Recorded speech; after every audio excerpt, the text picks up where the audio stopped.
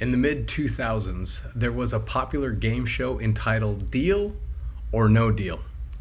The purpose of the game was the contestant would pick one of 26 briefcases that held a certain amount of money. Well, through the process of elimination, the banker would call the contestant asking if they wanted to take a deal and sell their briefcase that they currently had. At the very end of the show, they would either take the deal from the banker or they would stick with the briefcase they originally had. Our reading for today, Acts 7:17 through 43, is entitled Deal or No Deal.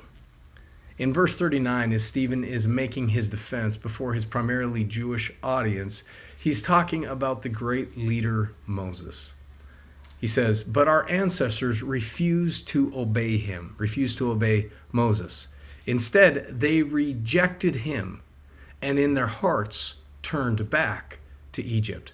Moses was given the awesome calling by God to lead the nation of Israel into the promised land, but consistently, the nation of Israel said, no, we want to go back to Egypt. We want to make a deal with the world to go back to what we know, something that we understand, instead of continuing to follow Jesus into the unknown.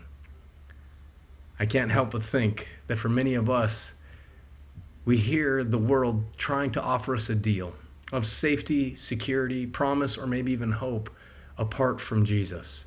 And as these temptations come our way, we have a decision, much like the nation of Israel did. Are we going to say no deal and continue to follow after Jesus, or are we going to settle for less than God's best? Which brings us to our question for today.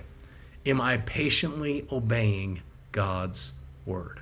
One of the reasons why the nation of Israel wanted to go back to Egypt was because they were sick of waiting. They were sick of being patient. They wanted to see action, so they took matters into their own hands. Every time they did it, they missed out on God's best. Friends, let's consistently and patiently obey God's word, rejecting the deals that come from the world and patiently enduring the plan that God has for us every single day. You are loved to love others. May God bless you today as you continue to follow after him. Thank you for joining me.